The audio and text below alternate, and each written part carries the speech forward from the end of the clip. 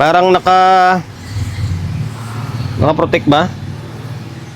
Umiilaw kasi itong umiilaw itong channel 1. Naka-signal siya oh. Ito, kakatapos lang gumawa ng case na LX20. Ngayon, ito naman, puro tuaryo muna gagawin natin. ADMC na 2000. All the way from Kamsur. Yan, nagkakamarisor pa ito. Maraming salamat kay Rosero Mobile Disco Sound System. Tama ba? Kasi nakasulat kasi dito. Ayan, sa pagkakatiwala mo ng unit for to sa akin, sir. Akala mo layo pa ng Kamsur eh. Pinadala lang dito para ipa-repair sa atin. Ngayon, ano yung pinaka problema or anong pinaka cost kung bakit dinala rito or ipapa-repair sa atin? Ngayon, naka-valve siya. Although nung binuksan ko, grabe. Kulang sa maintenance or matagal na stock siguro ito. Maglinis tayo ng gamit natin. Pag ganito na ligo sa likabok yan, masisira at masisira talaga. Kasi kakalawangin yung mga parts niya. Ngayon, naka-valve tayo. Pansinin nyo. Parang naka-protect ba? Umiilaw kasi itong, umiilaw itong channel 1. Naka-signal siya oh. Naka-signal. Although bumaba yung protect, pero may ilaw talaga yung signal nyo. Sa channel 1 yan. Pero bumababa yung protect nya.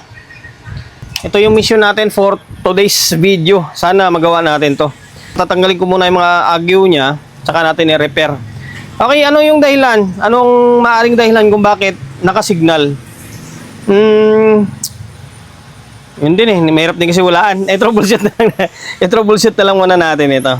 Okay, troubleshoot na lang natin Bago natin troubleshoot to, siyempre, sa mga hindi pa nakapag-subscribe dyan, pakisubscribe ng channel natin. Kung hindi ka pa nakapag-subscribe, subscribe ka, pinutin mo yung bell button sa gilid, select mo yung all. Yeah, kapag napindot mo na yan, manonotified ka kapag meron tayong bagong upload na video. Nag-upload tayo ng video isang beses, 2 beses kada araw. Mostly power amplifier na upload natin. Ngayon, magkakalas tayo ng board or troubleshoot pala muna. Tingnan natin kung bakit naka-signal or naka-protect. Tapos muna natin, biasing muna tayo. Okay, ulit. Mag-bias tayo, tingnan natin.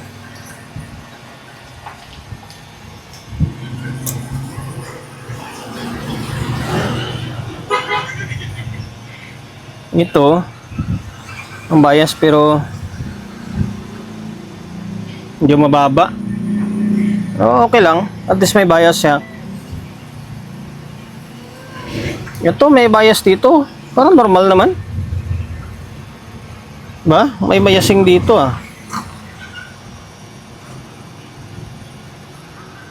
Ito parang mababa dito konti.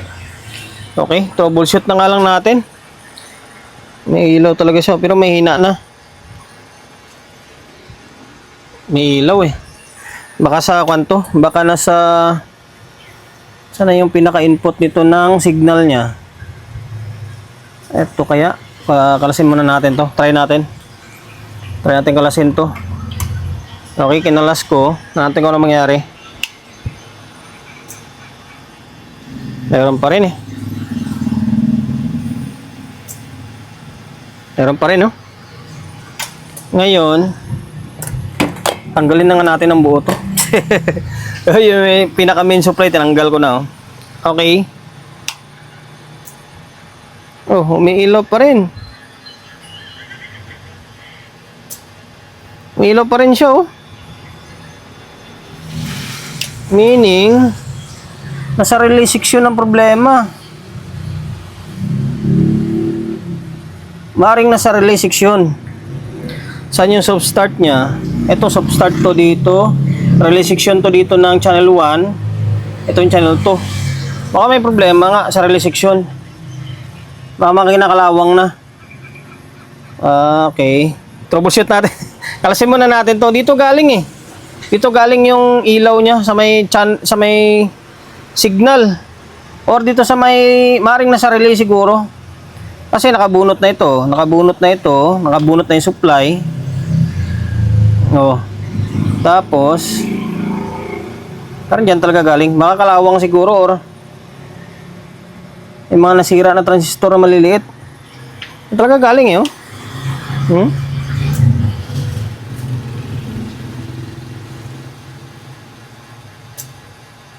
Meron talagang signal na lumalabas. Kalasin ko muna yung supply. Nakalas ko na yung board ng power supply natin.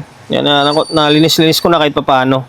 Ngayon, ito yung relay ng channel 2, relay ng channel 1. Ito, soft start to. Tapos ito, mula dito, papunta dito. Channel 1 yan. Tapos yung channel 2, mula dito, papunta rito. Dito lang nilagay yung relay kasi wala namang paglagyan dito. Ngayon, ito yung sabi kong kinalawang. Itong isa, makapit pa naman siya pero kung nakalawang na. Itong isa, putol talaga siya. Yan, putol. Tapos yung the rest dyan, mukhang buo pa naman. Nangitim lang pero hindi naman kinakalawang. Mukhang nadalil ng rugby yata to. Parang rugby ang nakadali, Sa totoo lang guys, isa sa nakakalawang, yung rugby.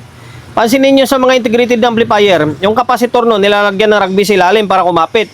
Ngayon, yung rugby naman ang nakakalusaw doon sa may paa niya. Nakakasira, nakakakalawang yung rugby.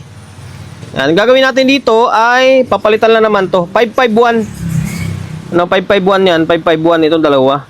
Tapos the rest dito ay mukhang buo naman, Wala naman siyang kalawang. Mukhang tinamahal lang talaga ng rugby to. Okay, palitan natin tapos tingnan natin kung ano magiging klabasan. Magiging normal ba or magiging normal ba? Sana magiging normal na. Napalitan ko na ng 551 nito. Focus. Ito siya, dalawa lang naman. Ito. Hindi naman siya nakalawang pati nandito. Hindi naman Good naman. Nangitim lang. Ito nakadali dito is rugby. Ito, sundutin ko nga tong resistor dito. Baka putol na. Hindi, buo naman. Okay, ngayon balik natin. Tingnan natin kung iilaw pa rin yung signal niya. Tsaka tayo mag-audio test. Kasi sabi ni Bossing parang nagkiklip or nagpo-protect yata dito. Okay, balik ko muna itong board natin. Okay, balik na natin yung supply. Tapos, ayun na, naglagay na ako ng speaker kasi mag-audio test tayo. Ngayon, kaso meron ako napansin dito. Yung channel 2 naman yung umiilaw. May ilaw siya na konti. Itong channel 1 nawala na. Ngayon, para malaman natin kung nasa relay pa rin yung problema or nasa speaker protect, bunutin natin to. Yung pinaka main supply. Bunutin ko yan, Kapag nawala, ibig sabihin, nasa amplifier stage sa problema. Okay? Binunot ko na,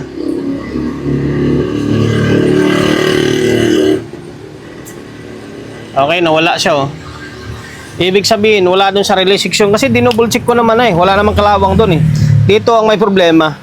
Pero sa ngayon, balik natin. Okay, balik natin tapos mag-audio test tayo. Kasi may speaker and then may audio input yan. Na natin kung ano magiging klabasan. Kasi ang sabi ni Bossing, yung channel 2 na to parang nagpo-protect daw kapag nilakasan.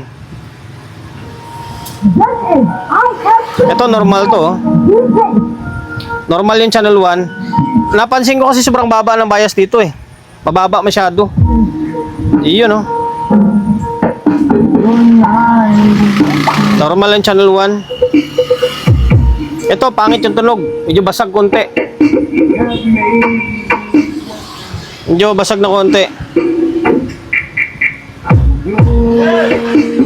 na konti. May ilaw talaga siya Ngayon, ang gagawin natin, di ba nagkuhan kanina tayo check ng voltage bias niya. Ngayon, tingnan natin. Dapat parehas sa doon sa may channel 1. Channel 1 natin good na yan natin Okay, o natin ulit. Tinanggal ko na yung speaker tsaka yung audio input. Kailangan pag magsukat kayo niyan, bunutin nyo yung speaker out tsaka audio input. Ngayon, sukat tayo. Dito, ulit. Wala, mababa talaga siya. Sobrang baba.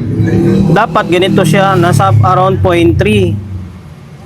Ito, normal to Pwede yan ibaba ng konti pa. Ito, makakuan talaga siya. Mababa masyado. Kaya pangit yung tunog niya. And then, kaya siguro umilaw to, yung signal. Ngayon, kalasin natin to, troubleshoot natin. Yung dito sa may channel 1 na steading ilaw, yung signal, goods na. Ito, nakalas ko na yung board ng channel 2. Pag-discardaan muna natin dito is yung trimmer nya. Try natin i-adjust to muna. Pihitin ko muna. Tingnan ko kung ano yung magiging kalabasan. Pihitin natin ng clockwise. Ito tayong pampihit Tingnan natin kung ano magiging kalabasan nito. Kung magbabago ba o hindi. Okay, pinihit ko na clockwise Pag nagbago yan, ibig sabihin nasa trimmer ang problema. Ngayon pwede natin i-fix bias yan. Kanina mababa yung bias niya Okay, bali ito, binalik ko na yung board natin. Ngayon, pansinin natin Kanina umiilaw okay, nawala siya Ngayon, tingnan natin yung biasing naman niya. Baka mamaya tumaas naman masyado. Tumaas nga. Kita ko yung galaw ng tester tingnan mo yung ilaw Medyo lumiwanag yung ilaw niya. Taas. Meaning, nasa trimmer ngayon problema. Nasa trimmer, nasobrahan sa may nasobrahan sa taas. Ngayon, pitin natin pabalik yun. Hindi kasi pwedeng siya ma-adjust na habang nakatago, nasa ilalim. Buti sana ang ganito. Pwede mo siyang tutukan ng tester tapos pihitin. Ito kasi nakatago sa ilalim. Kaya tansyahan na lang. Okay, ngayon pinihit ko na. Binalik ko na sa kanina clockwise yun, pa kanan. Ngayon binalik natin pa counterclockwise naman. Ngayon tansya lang Kapag sobrang baba, di balik natin sa taas ulit. Biasing ng problema. Ayun sa pull Di ba nasa 0.3 na siya ngayon? Pares lang Anay, madam?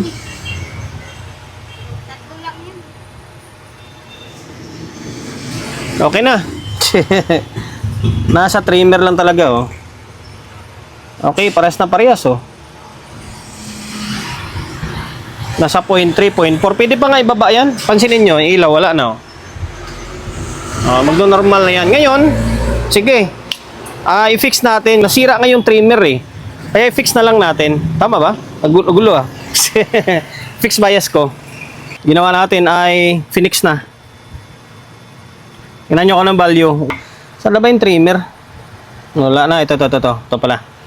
Yan, 110 ohms ang ginamit natin. Tapos ang trimmer dito ay ang value nito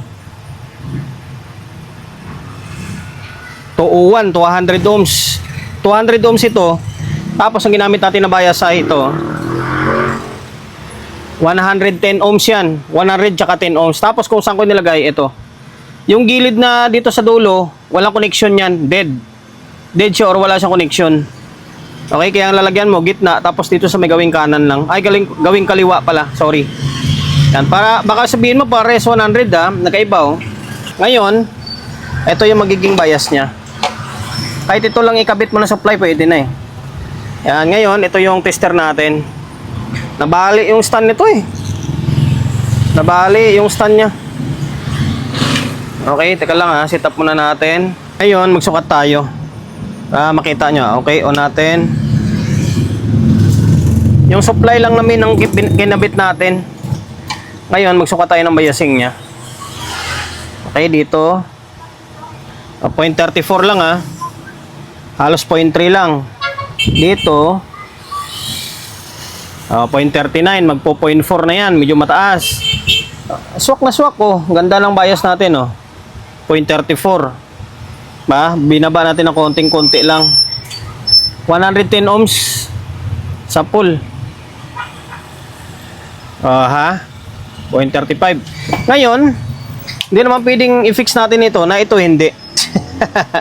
Siyempre, i-fix bias din natin to. Kung anong value dito, yun din ang gagawin natin. I-fix ko na rin to Yan siya Yan. Ngayon, hindi na ako magsusukat dito. Magsusukat-sukat pa ba ako? Ang gagawin ko na lang dito ay mag-audio test tayo. Maglalagay ako ng audio input tapos speaker. Mamaya na natin linisan to pagkatapos natin i-vlog. Okay, bali, ito na. Naglagay na ako ng speaker. Tapos audio input. Ngayon, naka 220 ako Wala nang laman yung bulb natin Naka 220 tayo. Ngayon, bahala ka dyan.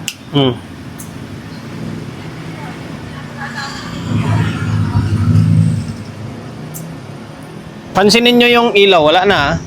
O, wala kang kailaw-ilaw yan. Naka-fix bias na tayo. Ayun, wala ba't lang music? Ano natin? Ah.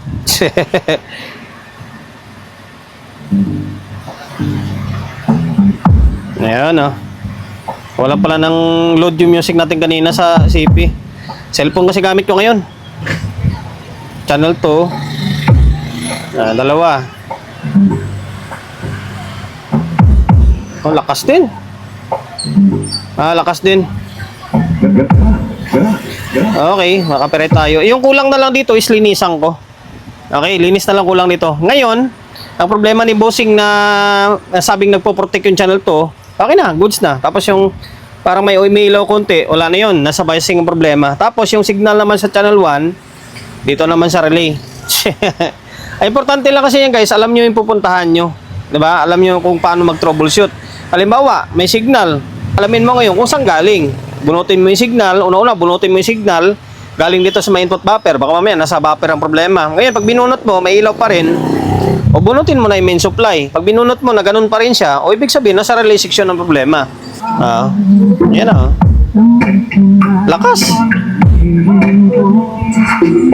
Makapiright tayo. Hanggang dito na lang kay Sir Rosiro Mobile Disco Sound System ng Kamsur. Bale, okay na tong unit mo. Sana nakapagbigay idea tayo sa mga kapwa natin technician na once na ma-encounter nila yung ganitong klaseng unit, sana same ng problema magawa nyo dahil sa video natin. And dahil lumabot ko sa part ng video natin na ito, paki-subscribe ng YouTube channel natin. Subscribe ka, pindutin mo yung bell button sa gilid, select mo yung all.